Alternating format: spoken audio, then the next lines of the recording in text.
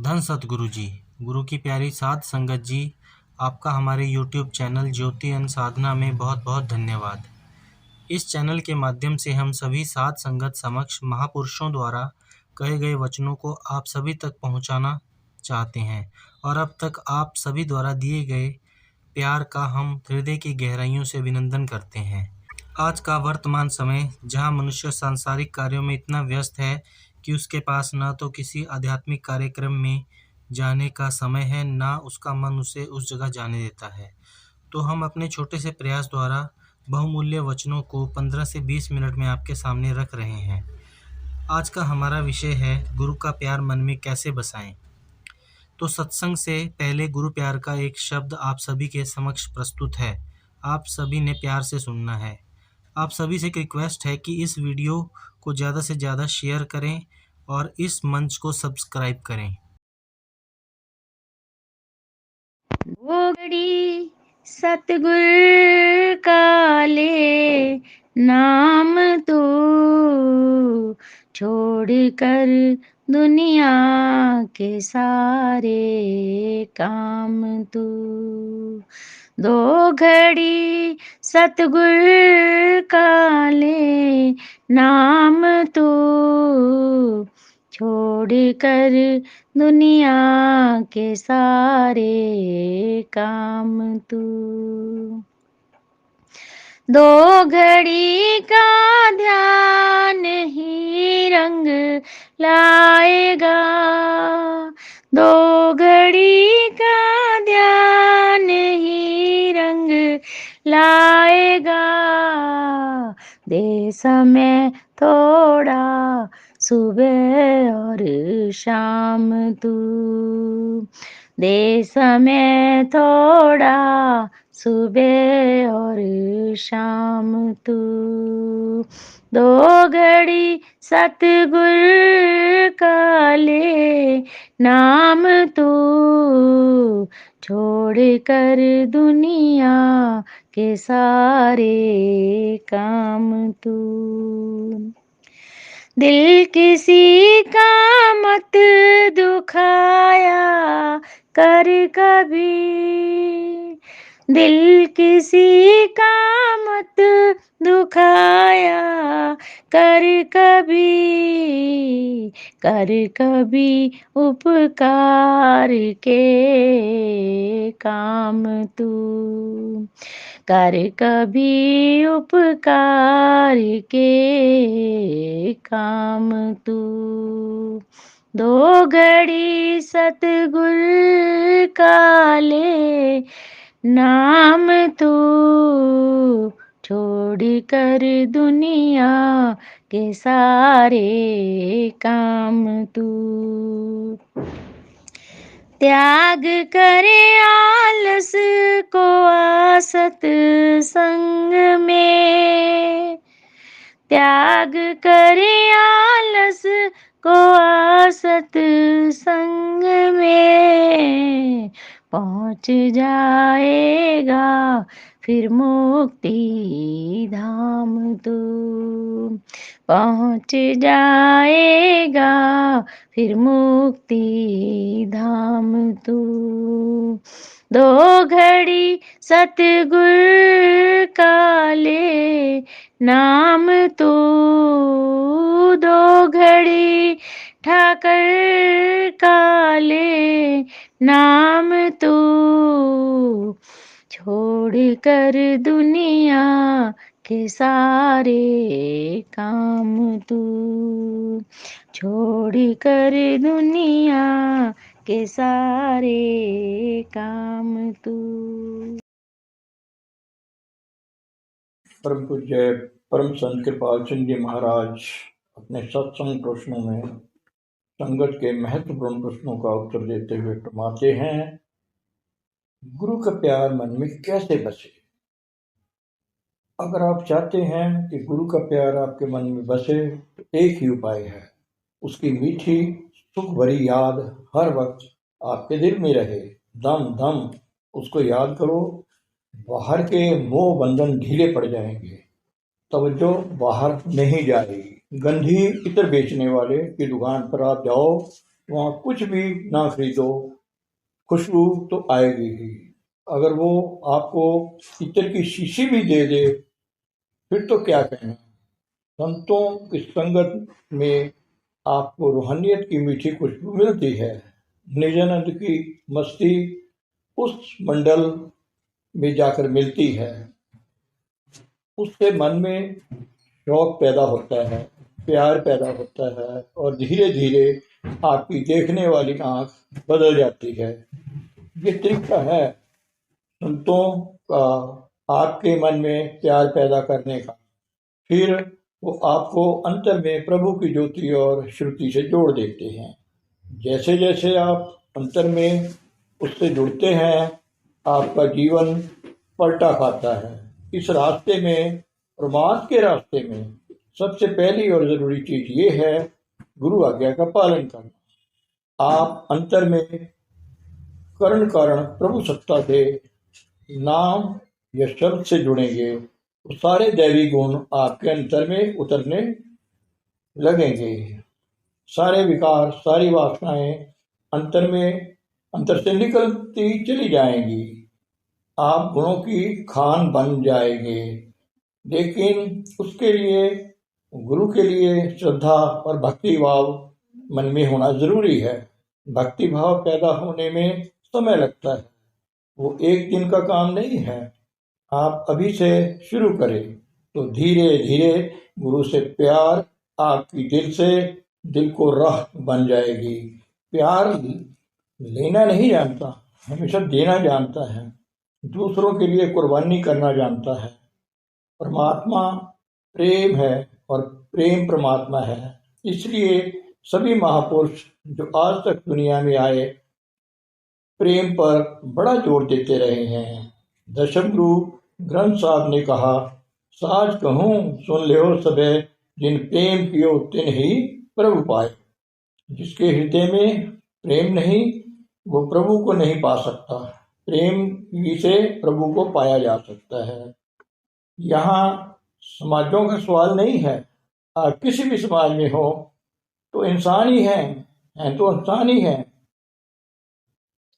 यह विभिन्न धर्म जिनके चिन्ह चक्कर आकार आप शरीर पर धारण किए हुए हैं मात्र सोशल बॉडीज अर्थात समाज है। ये हमारे स्कूल और कॉलेज हैं। मानव जीवन के परम लक्ष्य को पाने की तैयारी के लिए बाइबल में यीशु मसीह ने इसी बात को अपने शब्दों में इस तरह बयान किया है, अपने प्रभु परमात्मा से प्यार कर, अपने पूरे हृदय से, अपनी पूरी आत्मा से, अपनी पूरी ताकत से और अपने पूरे मन से अर्थात मस्तिष्क से। इसके साथ ही बाइबल में एक दूसरा आदेश दिया गया है, अपने पड़ोसी से वैसा ही प्यार कर जैसा प्यार तू अपने आप से करता है। सभी महापुरुषों ने जो आज दिन तक दुनिया में आए प्रेम पर जोर दिया है, वो यही कहते रहे, प्रेम के बिना तुम्हारा कोई ठिकाना नहीं, इस दुनिया में न उस दुनिया में। प्यार की निशानी क्या है, इस बारे में सतगुरु बताते हैं, प्यार हो तो आप किसी का बुरा चितवन नहीं करेंगे, सबसे प्यार करेंगे, सबका भला सोचेंगे। बच्चा गंदगी से भर जाए तो माता बड़े प्यार से उसे धोकर साफ करती है, फिर छाती से लगा देती है। तो बच्चे को मार तो नहीं देती। पाप से नफरत करो, पापी से प्यार करो। परमात्मा प्रेम है, आत्मा उस परमात्मा की अंश है, ये भी प्रेम स्वरूप है। तो प्रेम का अंश सब में है और प्रभु की संतान होने के नाते हमारा आपस में भाई भाई और बहन भाई का रिश्ता है। धन्य है वो जिनके अंतर में प्रेम है, वो दूसरों के लिए जीता है, हमेशा लोगों का भला सोचता है, जरूरत पड़े तो उनकी खातिर अपना सब कुछ, अपनी जान तक कुर्बान कर देता है। गुरु क्या करता है, वो सदेह नाम है, नाम उसका जीवन है। वो जिया दान अर्थात अपने जीवन का दान तुम्हें देता है जब वो तुम्हें नाम दान देता है। तुम चूल्हे के नीचे दर्जनों माचिस की डिब्बियां रख दो। क्या उससे पानी गर्म हो जाएगा? पानी तभी गर्म होगा जब माचिस जलाकर तुम आग पैदा करोगे। बात समझे? जिसके अंतर में वो अग्नि, प्रेम अग्नि प्रज्वलित है, उसके पास जाओ, तुम्हारे अंतर में भी अग्नि प्रज्वलित हो जाएगी। वो तुम्हारा अंतर में दबी ज्योति की चिंगारी को प्रज्वलित कर देगा। इसलिए हम संतों के पास जाते हैं। वो हर वक्त देखता है कि प्रभु की ताकत उसके मानव तन में काम कर रही है। तो दोनों में, अपने मानव तन में और उसमें प्रकट प्रभु सत्ता में फर्क रखता है। वो कहता है मैं मानव पुत्र हूँ और परमात्मा जो मेरे अंतर में काम कर रहा है। यीशु मसीह ने भी यही कहा था, जिसने मुझे देखा उसने मेरे पिता को देख लिया। यही अन्य सारे महापुरुष कहते हैं। आगे प्यार का चरण क्या है? एकता, दो से एक होना। वहां द्वैत भावना खत्म हो जाती है। यहाँ दो नहीं रह सकते, दो से एक होना पड़ता है। प्रेम गलियती सांकरी, जामे दो न समाही। गुरुमुख किसको कहते हैं? जो गुरु का मुख बन गया, उसमें गुरु बोलता है। गुरु अर्जन साहब का वाक है, पिता पुत्र एक एक कर लीना। सेंट जॉन पॉल कहता है कि ये मैं हूं, नहीं अब मैं नहीं रहा। ये क्राइस्ट यीशु मसीह है जो मुझ में जी रहा है। जब आप गुरु में इतना लीन हो जाएं कि आपको एहसास ही ना हो रहे कि ये मैं बोल रहा हूं या मेरा गुरु बोल रहा है, तब आप उससे एक रूप हो जाते हैं, गुरु में अभेद हो जाते हैं। यह आत्मा का चरमोत्कर्ष है, ऊंची से ऊंची अवस्था है। ये अवस्था एक दिन में नहीं बनती, इसमें समय लगता है। नियमित रूप से समय दो, भजन सिमरन में दम दम गुरु की याद मन में रहे और अंतर में शब्द से जुड़े रहो, तब ये अवस्था बनती है। आपकी बाहर से कुछ नहीं लाना, ये शब्द आपके अंतर में है। महान है मानव, ये जो बातें कह रहा हूं धर्म ग्रंथों में लिखी हुई हैं। सारी बातें ग्रंथों पोथियों का सारा जो ज्ञान ध्यान है, उसका सार, उसका स्रोत आपको व्यक्तिगत अनुभव के रूप में यहाँ मिलता है। दीक्षा के समय उसकी कमाई करो। आपके अंतर में किताबें बोलेंगी। बहते प्रश्नों में किताबों की लिखित आपको दिखाई देगी। पत्थरों में आपको वचनोपदेश सुनाई देंगे। सिर्फ अपने मन में प्यार पैदा कर लो। जो परमात्मा से प्यार करता है वो सबसे बड़ा आदमी है, उसमें वो प्रभु प्रकट है। उस मानव तन में परमात्मा काम करता है जीवों के कल्याण के लिए। वो सब सृष्टि से प्यार करता है, पशु पक्षी से, सांपों से वो प्यार करता है। तो प्रेम एक बहुत बड़ा वरदान है। इसमें अपने आप को बहुत प्यार कर लिया।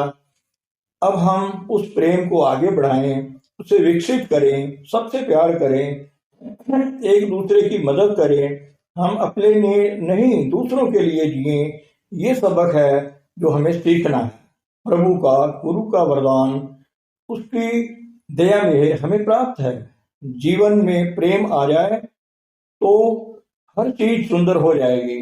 हमारे जीवन में सारे वातावरण में सौंदर्य भर जाएगा। प्रेम हर चीज को सुंदर बना देता है। प्रभु दया करें आप सब पर। भजन करने की कोशिश से क्या होता है? कोशिश में नहीं, करने में। दिन का एक एक पल, एक एक घड़ी अगर तुम ये कर सको, मगर तुम 2 घंटे भी मुश्किल से नहीं कर सकोगे। अगर नहीं सही तरीके से आधा घंटा भी भजन कर लो तो आपको अंतर में अनुभव होगा। यह कोई असंभव बात नहीं है। असंभव शब्द बेवकूफों के शब्दकोश में मिलेगा। यह नेपोलियन कहता था, दुनिया में कोई चीज असंभव नहीं है। मानव महान है, सर्वश्रेष्ठ है। तुम अपने आप को नीचे क्यों गिरा रहे हो? क्या तुम दूसरों की तरह प्रभु की संतान नहीं हो? क्या कमी है तुम्हारे अंदर? तुम मालिक हो, मगर नौकर तुम्हें घसीटे लिए फिरता है। धर्म ग्रंथों में अक्सर मन को अच्छा नहीं समझा गया है, उसे बुरा भला कहा गया है, मगर मैं तुमसे कहता हूं कि मन को मित्र बनाओ। फर्ज कीजिए मन को भी इसी तरह मित्र बना लो। उसे खाने को दो जो चीज वह चाहता है, इसके बाद भजन पर बैठ जाओ। मन से कहो, प्यारे दोस्त, आप थोड़ा समय चुपचाप भजन पर बैठ जाएं। इस नुस्खे पर अमल करके देखिए। इस पर मुझे एक घटना याद आ गई। एक आदमी बाजार गया और छोटे छोटे से खरबूजे ले आया। 2 बड़े खरबूजे वो लेना चाहता था, पर मिले छोटे ही। बड़े मीठे खरबूजे थे, मन भरा नहीं। 1 बार, 2 बार, 3 बार खरबूज खरीद कर लाए, खाए। जब मन ने पीछा नहीं छोड़ा तो एक साथ ढेरों खरबूजे लेकर बैठ गया और मन से कहने लगा, ले भाई, खूब खा जितना खा सकता है। खाते खाते खरबूजे गले तक आ गए, पेट फूल गया, लेकिन उसने हाथ नहीं रोका। और खा और खा। मन कहे, बस अब और नहीं। वो खिलाता चला गया। ये तो खैर बड़ा कड़ा तरीका था मन को समझाने का। मैं आपको ये तरीका इस्तेमाल करने का सुझाव नहीं देता। मैं तो यही कहता हूँ कि आप मन को दोस्त बनाओ। धीरे धीरे जब आप मन पर काबू पा लेंगे तो फिर वो आपकी आज्ञा का उल्लंघन नहीं करेगा। कहने का भाव ये है कि यह शरीर रूपी घर जिसमें आप रहते हैं, इस घर के मालिक बनकर रहिए। जब आप सतगुरु के पास जाते हैं तो वो क्या करता है? वो आपको ऐसी युक्ति देता है जिससे आप अपने घर के मालिक बन सके। आपको जो नौकर मिले हैं, 5 कर्मेंद्रियां, 5 ज्ञानेंद्रियां, ये सब आपके इशारे पर चलें। इसके लिए सतगुरु आपको अंतर में नाम अर्थात करण कारण प्रभु सत्ता से जोड़ देते हैं। उससे मन हमेशा के लिए काबू आ जाता है। यह जो पूजा पाठ, तीर्थ व्रत आदि बाहरमुखी साधन किए जाते हैं, इनसे मन काबू नहीं होता। थोड़ी देर के लिए खड़ा हो जाता है, लेकिन फिर भाग जाता है। एक बार एक बड़ा विद्वान पंडित हमारे हजूर श्री हजूर बाबा सावन सिंह जी महाराज के पास आया। संयोग से उस वक्त मैं वहां मौजूद था। उस पंडित ने हजूर महाराज से बातचीत की थी। आखिर में कहने लगा, महाराज जी मुझे नाम दीजिए। महाराज जी ने उसकी प्रार्थना स्वीकार करते हुए उसे नाम दे दिया। नाम लेने के बाद वो कहने लगा, आपने जो युक्ति मुझे दी है, उससे मैं पूरी तरह कमाई करूंगा और 3 महीने के अंदर अंदर सारा कोर्स पूरा कर आपके चरणों में हाजिर हो जाऊंगा। हजूर महाराज ने कहा, बहुत अच्छी बात है भाई। ये वो पंडित 6 माह के बाद वापस आया, तब भी मैं वहां मौजूद था। आकर कहने लगा, हजूर नाम लेने से पहले मैं 8-8 घंटे पूजा में बैठा रहता था। मन ने मुझे कभी परेशान नहीं किया, लेकिन अब यह मन मुझे 1 मिनट भी भजन नहीं बैठने देता। महाराज ने फरमाया, अरे भाई, पूजा में बाहरमुखी क्रियाएं की जाती हैं। कहीं घंटी बजाई जाती है, कहीं ज्योति जलाई जाती है, कहीं फूल चढ़ाए जाते हैं। इन सारी क्रियाओं में मन को बड़ी खुराक मिलती है, लेकिन यहाँ सुरत के माध्यम से मन को अपनी मौत नजर आती है। मन को काबू करने का यही एक उपाय है, उसे दोस्त बनाओ। डंडा दिखाने से काम नहीं चलेगा। जो वो शिकायत करेगा, ऐसी नौकरी से मैं बाज आया, मैं क्यों करूं। मन को सही रास्ते पर लाने का सबसे आसान तरीका यही है कि थोड़ी देर के लिए उसे मित्र बना लो। मेरा ख्याल है कि आप मेरी बात समझ गए होंगे। समझ गए तो उस पर अमल करो। यह आसान तरीका है जो मैंने आपको बताया है। दूसरा तरीका जो है उसमें बहुत जोखिम है। मेरे ख्याल में आप वो तरीका नहीं अपनाएंगे क्योंकि आपको भी जान प्यारी है।